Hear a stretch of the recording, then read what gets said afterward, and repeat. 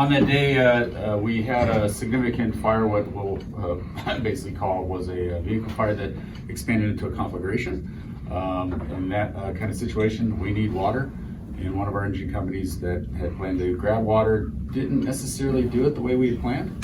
So they went ahead and came right to the TED court, and they needed to do what was called handjacking the line. And this is something that's usually done within 100 feet, and instead you guys knocked it out in 450 feet and uphill. So that was significant. We only carry about 750 gallons on our rig, and that'll be gone in about 3 minutes. You guys provided a lot to us in order to do that. So, and then knocked off one of the check boxes off my list. So I really appreciate that. The other one I appreciate was the fact that pulling in, people were kept out of the neighborhood, people were getting cleared out of the cul-de-sac, people were getting accounted for. Once that got taken care of, then that was another big thing off my list. So when I got there after the that first engine. I knew they'd had a challenge with their water supply. So I told Chief Cwiak that I was gonna start handjacking the line. And that's where these guys stepped in without hesitation. They saw me grab a hose. They just started throwing it on their shoulders and going too. And I don't remember if it was Joe or one of the other guys that I tried to hand some stuff to, and he's like, "You're the one that knows what you're doing. Just tell us where to move this." And so yeah, we went uphill about 500 feet from the incident. Not an easy feat with the 5-inch hose.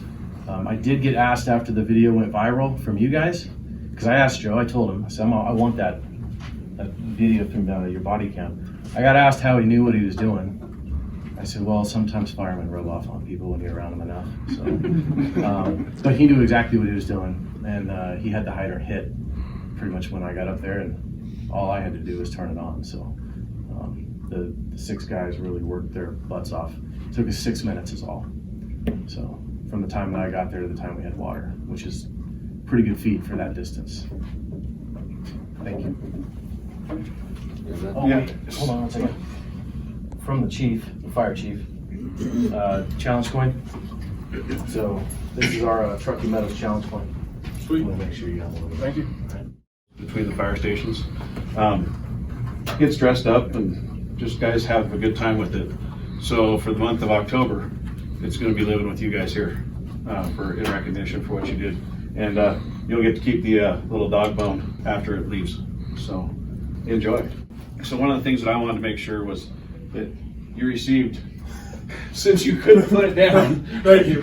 some cherry Coke. I appreciate that. Thank you. Yeah, that was one of the things that was brought up by all of our crews too that got to watch the video. They're like, he still has that Coke bottle in his hand.